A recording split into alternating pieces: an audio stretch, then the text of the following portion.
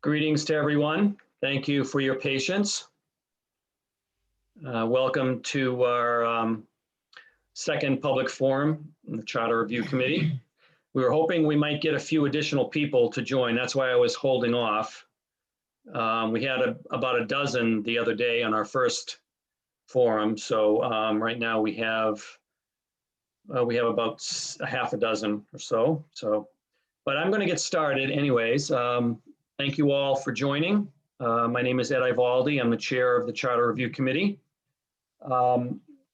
Tonight is the second of our 3 sessions that we're scheduled to share our proposed recommendations with you, answer any questions that you might have, and gather any final input from you that will help us complete our work over the next couple of months. We're just about done. We're hoping to wrap things up this month and deliver the final presentation to the council in June. So we'll start tonight with a presentation that will last approximately 30 to 40 minutes, and then we'll open it up for some dialogue at the end. During the presentation, all the mics will be turned off. For those that wish to speak, you'll have an opportunity to do so at the end during the Q&A feedback segment. So I encourage you to take any notes that you may want to take during the presentation. There's about 23 slides. So depending on how your memory is, you might lose your thought if you don't write it down. So we also have Janet Hansen with us tonight. She's on the committee as well. And I expect maybe another committee member to join as well, Cleone Mainville. So when they chime in, we'll welcome them as well. So I'm going to share my screen.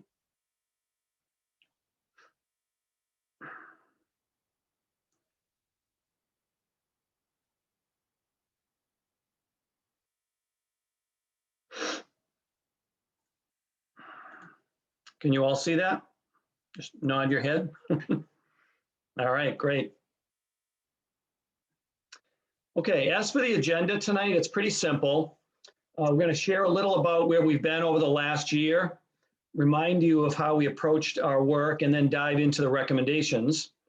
To set the stage, I want to tell you up front that the presentation today does not include every single detailed recommendation. For that, you'll have to read the updated charter that is posted on our website. Because of time, what we want to do tonight is highlight many of our key recommendations. To wrap things up at the end, we'll talk briefly about some options for how we anticipate the rollout of these recommendations, as well as the next steps over the next month. As I said before, we will then move to a time of listening from you. So in terms of some background, we were formed just about a year ago, May of last year. The committee has pretty much stayed the same throughout the past year, although we did have one resignation early on, but that vacancy was filled very quickly by the town council. We've met at least twice a month since last May, and in some cases 3 times a month, totaling up to right now 28 meetings held over the past year. The first 3 months focused on really just getting ourselves organized, setting expectations, gathering and reviewing prior charter review data, planning and establishing a schedule to guide us throughout the year. From September through November, the committee had focused on developing and distributing a citizen survey and an employee questionnaire. We also conducted 3 public forums in the fall to solicit additional feedback. The final phase, which began in December, was really when we began to conduct an in-depth study of the charter, discussing and voting on potential recommendations, as well as reconciling and including the feedback that we had received from both citizens and employees that participated in the survey and the questionnaire. In terms of scoping our efforts and trying not to reinvent the wheel, we made a decision early on that we would not start with a blank sheet of paper, but would try to utilize the prior work of the 2014 Charter Review Committee as well as the 2017 Town Council Rules and Procedures Group that had also reviewed the recommendations. This gave us a good baseline from which to start from and saved a lot of additional time and effort. We also realized that much of the original charter from 2010, which we're under right now, had served us very well over the past decade. So we wanted to ensure that we kept what was working well, but focused on those areas of our government that could use some improvement. And as already mentioned, getting input from the community and employees was key in helping us identify those potential areas that could use some improvement. I wanted to throw this slide in here just to give you a sample of what the citizen survey was all about. We had 13 questions. It was an electronically distributed survey that was primarily based on the previous Charter Review Committee's recommendations and other important issues that are facing our town right now. The survey was open for 37 days and we received 114 responses. The data was analyzed and summarized for use in our charter discussions. Our goal was to try and address all the feedback that related to the charter. And as you can see from this summary slide here, some of the findings, although they weren't necessarily charter impacting, they still have value and can be used in other areas of the government. So those findings will be passed along to the council and the town manager for their consideration and using those elsewhere.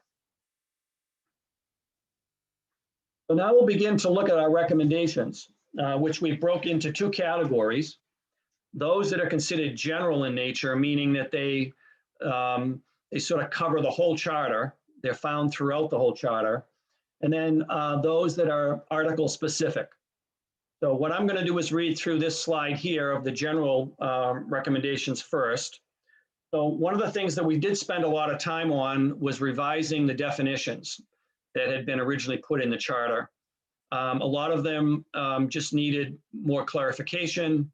There were actually some grammatical errors in there as well that we updated, and we added 4 additional definitions, which you see here on the slide: appointing authority, city official, mass general law, which is MGL, and then recall.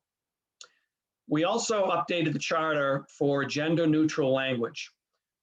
This is something that we felt strongly about doing. We wanted to take any sort of references or avoid any word choices which may be interpreted as biased, discriminatory, or demeaning. So that was done throughout the charter. We also looked at bringing the charter up to date with its stated form of government. Section 1.1 of the charter, which is the first paragraph in the charter, says the city of Bridgewater shall constitutionally have a city form of government. So what this really means is that structurally, Bridgewater is a city. But that doesn't necessarily mean that we have to consider ourselves, or we have to change the name of ourselves. We can still consider ourselves a town in terms of signage and everything else. But we felt that, given the fact that we're updating the charter, it made sense to refer to all references of town in the charter to city. So that would mean, city manager, city council, things like that. So all those references were updated. The other thing that we found was that any references to mass general law, there was inconsistent usage throughout the charter. So we standardized the usage with a certain nomenclature that we got at the state level, and put that throughout the charter. We also wanted to make sure that in the future, people that were reading the charter, and in many cases, there are points in the charter where it references supporting documentation or reference material. We wanted to make sure that people had easy access to that material. So we're putting hyperlinks in the charter for people to get access to that. And then last but not least, just correcting errors that were in the charter. Grammatical errors, things like that. So those are pretty much all of the general recommendations that you will find throughout. Now what I'll do is move into each article. We have 10 articles in the charter. So I'll go through those fairly quickly here. So Article 1, as I mentioned, we updated the definitions. We also took the definitions out of Article 1 and put them at the very beginning of the charter. We thought they should stand on their own because they're important. We wanted to stress the importance of the definitions, so we did that. And there were pretty much no other changes in Article 1, which is a very brief article. Article 2, which it talks about the legislative branch, we spent a lot of time on this particular article.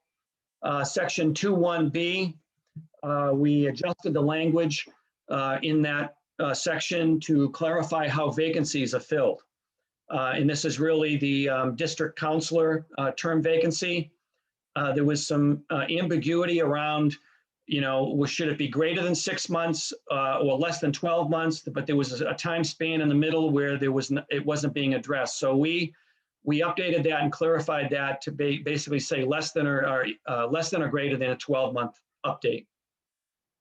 Section 2-1C, which was term of office, we changed the beginning of the term, which now is the second Monday following the election, to the next business day following the election. So this minimizes the lame duck period between the election and the time the elected officials actually take office. Section 2-1D, which is prohibitions. We did some clarification there to improve the readability, broke out the paragraphs to be a little more clear in the way they're being read. We also added item number 5, which was really to address any counselors that are convicted of a state ethics law violation. Right now, the charter only has a federal conviction addressed in there, and we felt it was important to put a state ethics law violation in there as well. And section 2(1)E, which is term limits. There was a lot of discussion about this, and we decided to keep term limits in there, primarily because the feedback we got from the citizen survey was weighted heavily towards keeping term limits in, so we did so. But what we did was we modified it. So right now, as you know, the term limits are set at 4 consecutive terms, or 12 years, 12 consecutive years. There is a loophole there right now, which 2 of our current counselors have exploited to give themselves more time on the council. So what we did was we eliminated the time aspect of the term limit language, and we changed it to the number of times elected.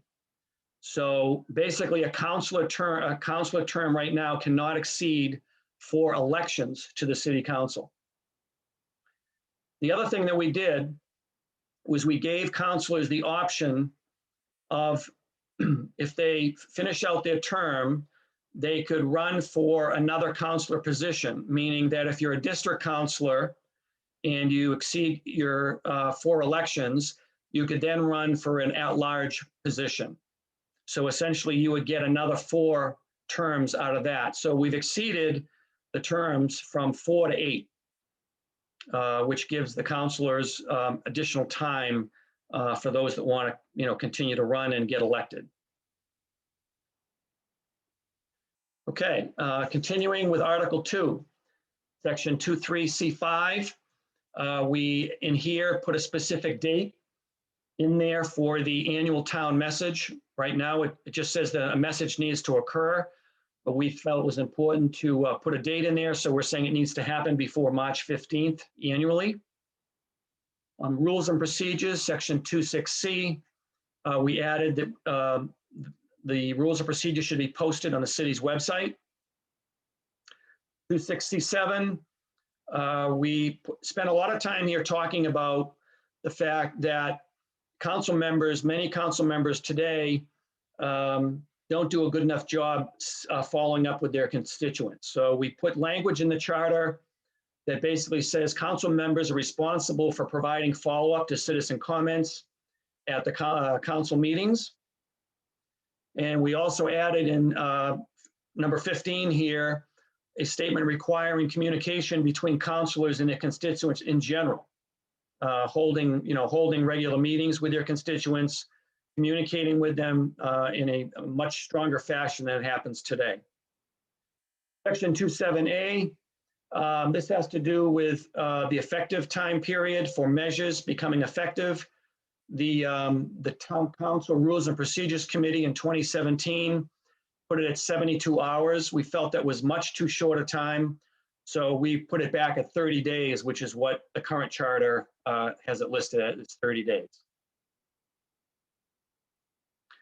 And the last slide on legislative branch here, section 2.9, we said in terms of publication requirements that anything needs to be posted at least 10 days prior to its final passage. Last but not least, we also felt here that it makes a lot of sense for our city councilors to receive a stipend. And we put that stipend at $3,000, which is not a real lot of money when you compare it to other towns. But we do feel that the council has demonstrated the ability to restore and continuously improve the financial picture of our town. We also know that it's difficult to attract and retain council members. So anything that we can do to improve that situation, not that this stipend would necessarily do that, but we felt it's a step in the right direction. Just to give you an idea, stipends range from a low of $3,000 to a high of $12,000 in some of our surrounding towns. So this is in nowhere, by no means, at the high end of the scale. It's actually at the low end. Okay, moving on to Article 3, elected officials. We attempted really to make it as open as possible for enhanced engagements without violating any conflict of interest laws and standards here. So really what we want to make sure is that we don't set ourselves up for any potential issues in the future, but we felt that it was important for city employees to be able to be serving in other capacities, and particularly on multi-member bodies, committees. That was some strong feedback that we got. So what we're saying here is that we think it's okay for city employees to participate on committees, but they first must get approval from the city council in consultation with the city attorney. But they still cannot serve as a city council member, and also anybody that's elected cannot hold another elected or appointed office. Section 3.2, we made some significant changes to the library trustees section. We had a lot of dialogue with the library trustees. They submitted amendments to us, which we discussed. I won't go into a lot of details on those tonight, but you can read through those in the charter. It basically expands their roles and responsibilities and gives them, more independence and more authority to do their jobs. Section 3-3 is the recall provision. So we pretty much adopted the provision that was inserted by the Town Council Rules and Procedures Committee in 2017. We made some minor grammatical changes. But one thing we did do, they had put the voter requirement to initiate a recall for a councilor at large at 500. Right now, it was originally, I think, it was originally 500, and we reduced it to 400. It's actually 100 for a district councilor. And last but not least, section 3.4, the city clerk. We decided here, based on the feedback that we received, that the city clerk should stay elected. The city clerk actually spoke to us and a pretty large group of people at one of our meetings, talking about the value of the position staying elected, and we felt it had enough weight to stay that way. All right, moving on to Article 4, Town Manager, Section 4.1. So what we did here was we looked at the city manager position as an appointed position, and we said all appointed positions have terms. So we said, why shouldn't the city manager also have a term? So we inserted a maximum 5-year renewable term. for the town manager or the city manager. And we also made it clear here and clarified that the city council has, power over the city manager. There's been concerns about that in the past. So what this says here is the city manager must serve at the will of the council and is bound by whatever legislative policy action the city council takes. So this provides additional checks and balances between the council and the city manager. And we feel that was addressing an issue that is currently at hand. Section 4-219, we added here that we want the city manager to effectively engage with the council in developing long-term goals for the city. We also, in section 4-225, wanted to the city manager to promote partnerships by engaging in regular two-way effective communication. And this, really helps improve the dialogue that goes on between the government and the citizens and the council. We certainly want to make it easier to get voices heard beyond the 3 minutes at council meetings. And this is the intent of this, what's in this section here, is to get, more dialogue going outside of the town council meetings. Section 4-226 really establishes a firm timeline for minimum communication. We're saying that we feel the town manager or the city manager would conduct no less than quarterly informational sessions with department heads and community-based organizations to promote continuous collaboration.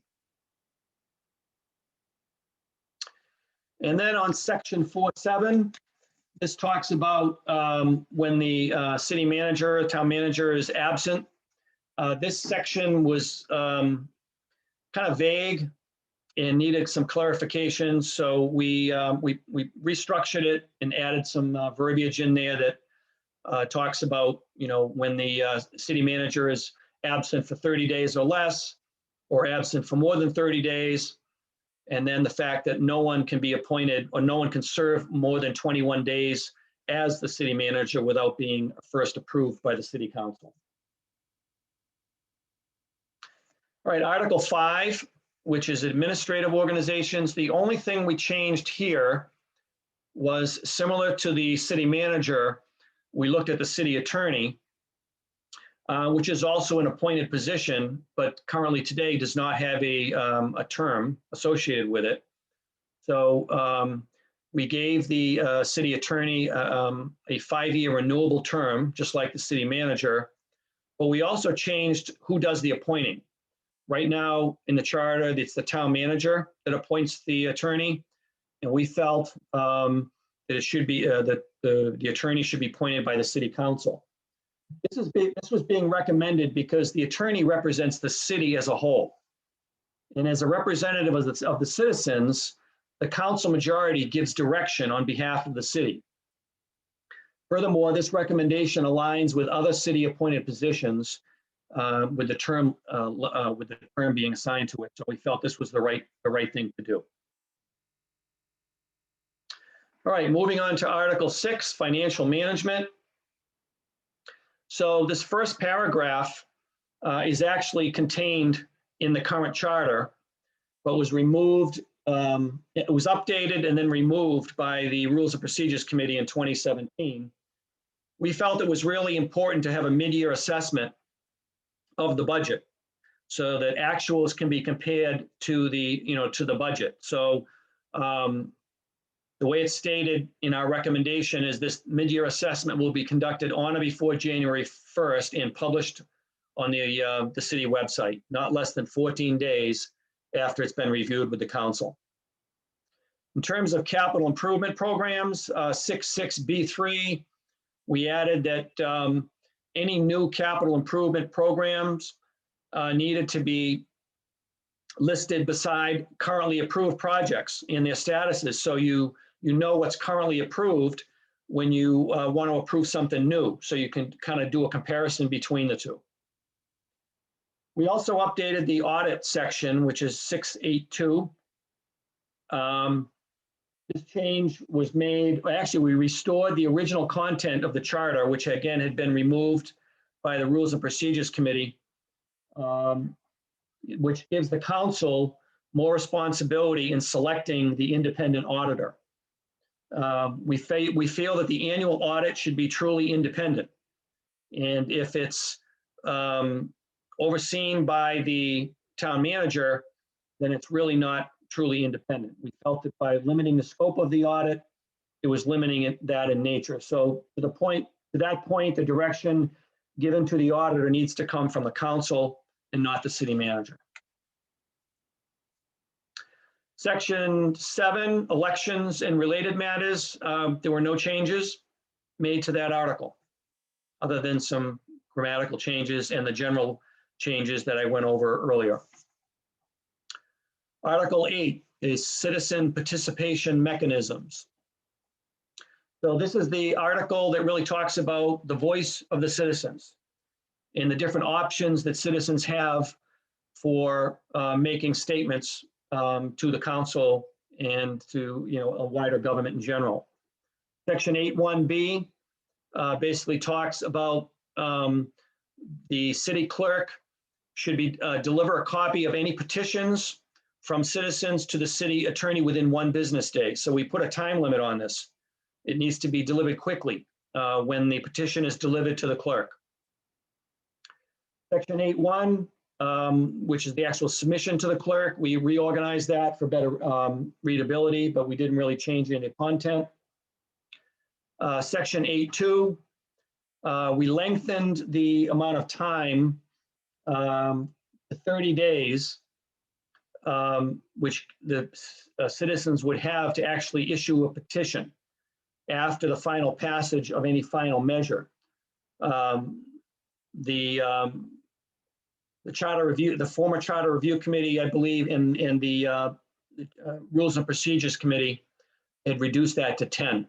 And I understand why they did that, because they want to speed things up, but it really, in our minds, did not give citizens enough time to pull something together and understand and analyze what was going on. And so this gives them more time to consider issuing a petition if they want to. Section 8.7b basically talked about adding an email distribution to any hearing notices to petitioners. All right, the final article, Article 10, which is general provisions. The first section talks about conflicts of interest. We didn't really change any of the content here. We just restructured it for improved readability. Easy to read. 9.6d, which talks about how time is computed for different aspects of the charter.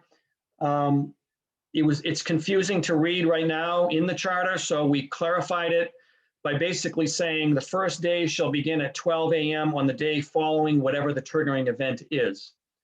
So this puts a stake in the ground, and it's clear in terms of when the clock begins.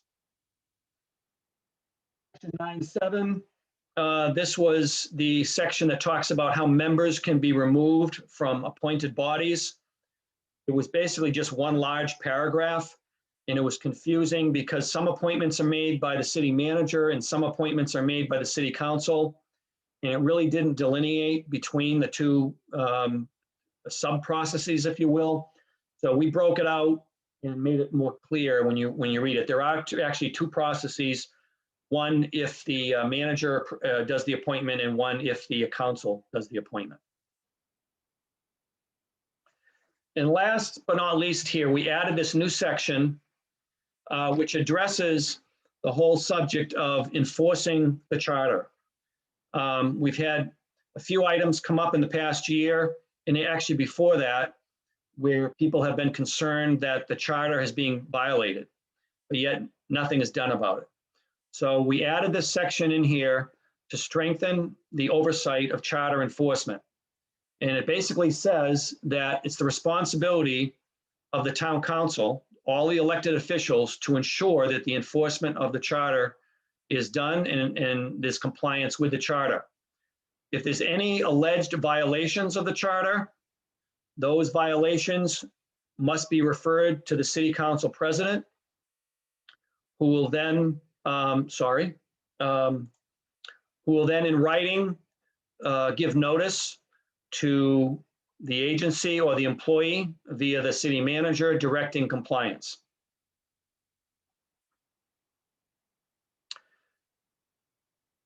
And then the last thing here is, what, did I go the wrong way? No. Article 10 is transitional provisions. This article was put in the charter originally to guide us through the transition from our former form of government to the new form of government. So the bulk of this has been removed. The only thing that still remains in this section here is that second bullet, which says that this charter shall be fully effective upon ratification by the voters as provided for by MGL. All right, so that is the 10 articles. What I'd like to do now is just go through some options for the rollout. So the question that we really need to answer here is, how can we ensure a successful rollout of these recommendations? And there are really two aspects to answering this question.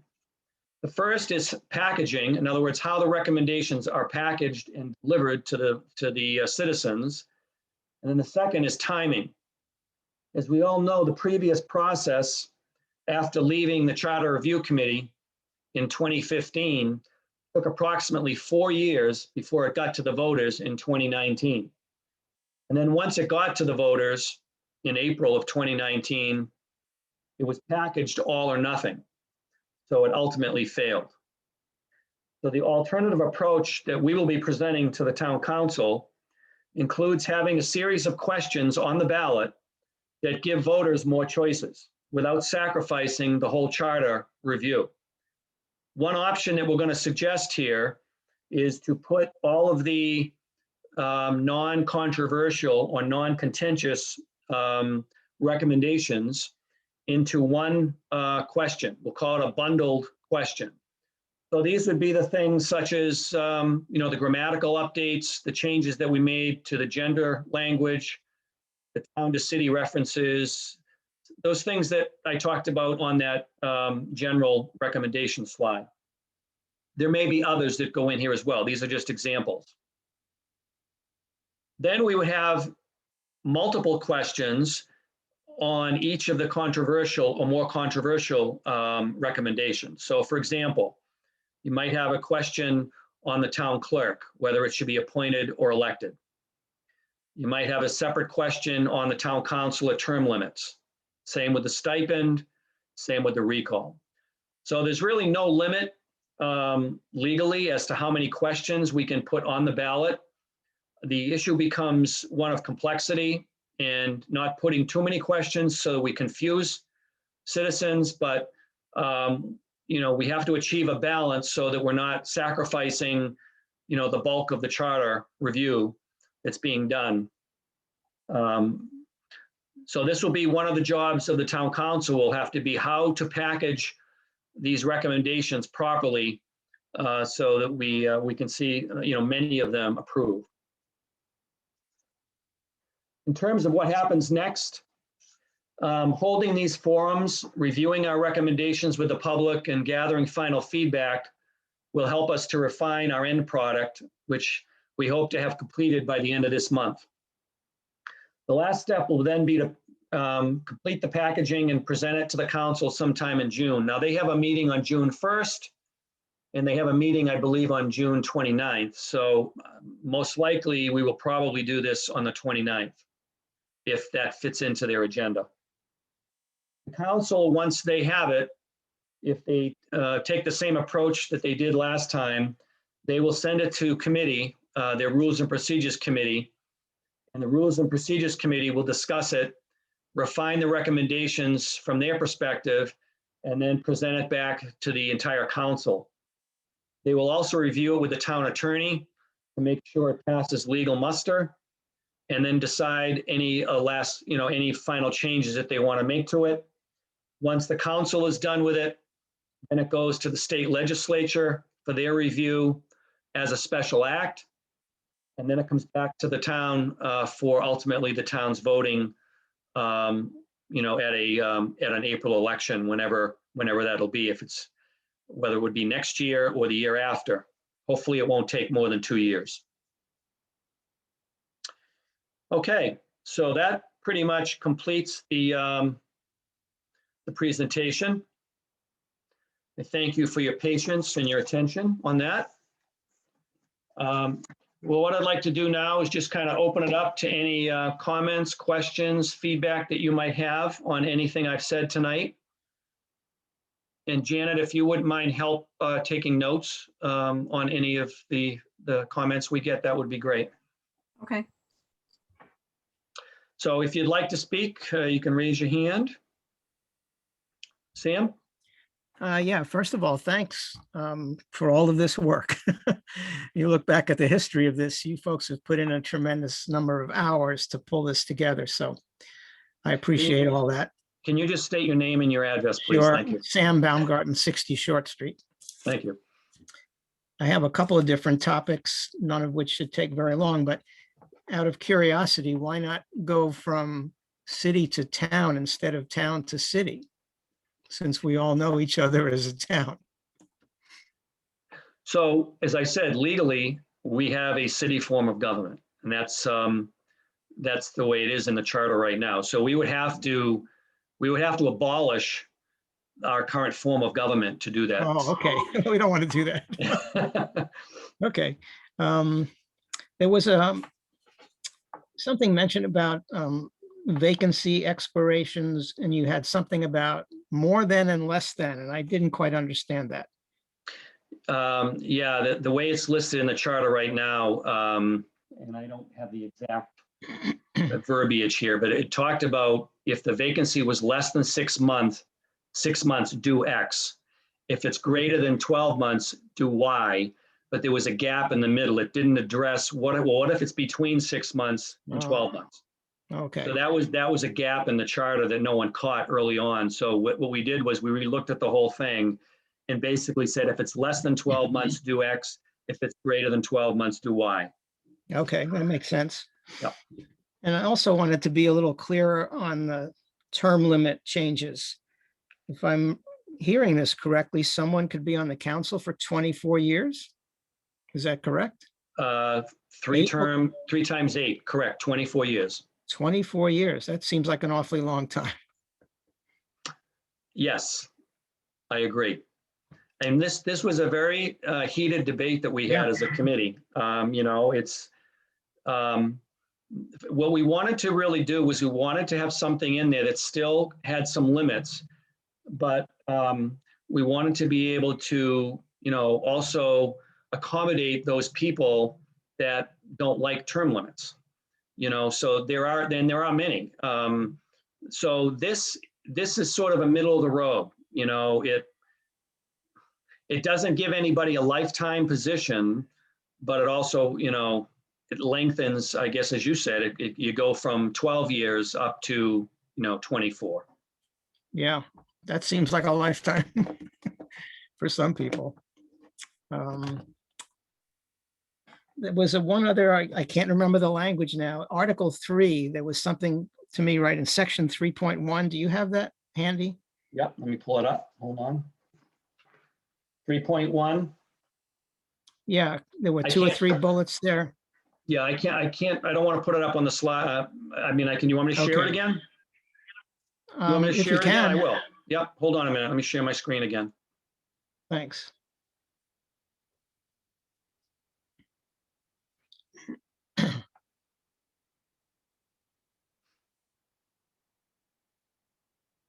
Okay. So it says there, city employees are ineligible to serve as a city councilor member.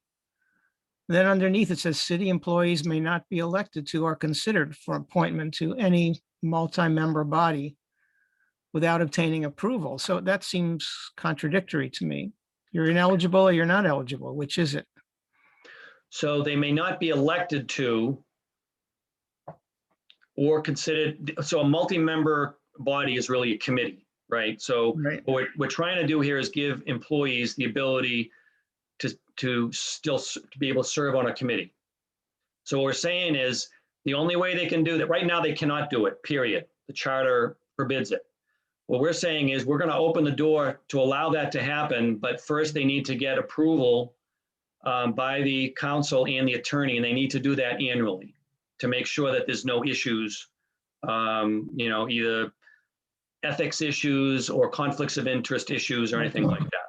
So an employee can't be a council member, but they can be a committee member. Is that correct? Yeah. Okay, I got it. Okay, I think those were my questions so far. Thank you. All right, I'm going to stop sharing. Yes, Janet, you're on mute. Can we unmute Janet? Janet Dye, 40 Dickens Street. And I've been a library trustee for a long, long time. And I'm really in when we became a city form of government, having a council, I was concerned because I felt like the librarian trustees, who are the only elected officials, I believe, except for the city councilors. The clerk and the clerk. Yeah. And I really appreciate the fact that all the work that especially one person on our trustees board did to clarify our role is really taken seriously and looked at. So I'm very pleased that that's going to be official, most likely, if everything passed in the charter. The updated charter makes more sense than what we had before when we And my understanding, Janet, is that you guys are doing one final review of what you want. I'm waiting to hear back from Matt on that. So we meet next Tuesday. So great. We'll be soon. Thank you. All right. Well, thank you for the input. We appreciated it. Thank you for all the work you've done. It's very organized. It's really, really great. Very easy to follow what's happened. Thank you. It's a team effort. Yeah. Anyone else wish to speak? Mary? Mary's got her hand up. Hi, yes, this is Mary Goulart, Northfield Drive in Bridgewater. I just had a comment on, I believe it was Article 2, and it was the section that was discussing the city council members responsible for providing follow-up. There's really no time frame listed, and I didn't know if that was a consideration. I understand they're just going to follow up, but is there a time frame that can be added, weeks, a month, just because it's open-ended? Yep. So I don't believe that we actually went that far with it, Mary, but that's something we can take back and further discuss it if you'd like. I think it warrants that. So the question is what's reasonable if a constituent, asks a question about something, and I mean, some of the things are policy related and some of the things are non-policy. So, if somebody's having an issue, say, with something in their neighborhood and they need quick action on it, then obviously you want to have some response back quickly. But if there's a question on a policy or something, it might take a week or maybe a couple of weeks to get back on that. So the challenge is, what is the right time frame for the follow-up, Yeah, I agree. I know it will take some consideration to find out what's reasonable, but just as a comment, I thought I'd bring that up. Okay. Thank you. Also, I believe it's number 15 in the draft. The counselors will regularly seek to promote two-way feedback. And again, was it considered how many times a year, or it's kind of leaving it up to somebody and how it's going to be done. It just says promote two-way feedback. It really doesn't say how many times a year frame people should seek their constituents, engagement with constituents. Yeah, just hold on a minute. I'm actually looking. Have you looked at the charter yet? Yeah, I read through. It's number 15 that was highlighted. It was like a big section. Yeah, So- so it says regularly seek and promote two-way feedback. You're right. It's more of a general statement. So I guess what you're saying is, can we put some more teeth into that to require, yeah, we'll have to discuss that to see what makes sense, but we'll certainly relook at it. Okay, I mean, it just leaves it open that some counselors might engage a little bit better than others. So That's right. just make it fair for everyone. Okay, thank you very All much. right, that was Yeah. it. Thank you. Janet, you wanted to say something? Yeah, just for clarification for me, since I'm taking notes, what part was she talking, Mary talking about Yeah, again? so this is 26C15. Thank you. Yep. All righty, anyone else? Christina? Yes, hello, Christina Ajemian, 221 Aldrich Road. In the section that deals with the temporary absence of the town manager, was it considered at all that the assistant town or city manager might have a role there? There was no mention of that position as a fill-in for an absent town manager or city Yeah. manager. Well, I mean, one would think that that the city council, that would be the city council's first choice. Mm, I think we did discuss this, and we felt that we didn't want to dictate to the council I see. who they should be considering, but yeah, that would make total sense to me. Mhm. Yeah. Okay. You don't think it's at least a nudge in that direction might be, Yeah, we will a consideration that giving preference to, or, consider as a first choice. Yeah, and we can certainly relook at that. Absolutely. Something like that. And also the part dealing with the charter violations, no consequences were mentioned, other than we'll look at it and we'll talk about it. If an employee is violating, or city council person is violating, or town manager violating the charter, I would think there might be some thought given to some consequences. Okay.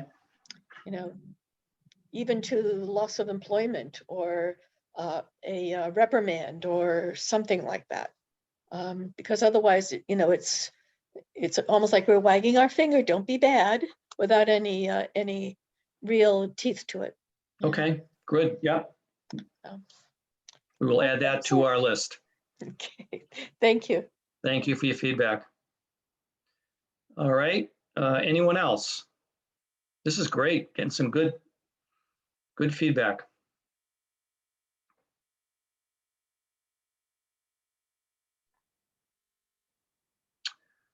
Okay.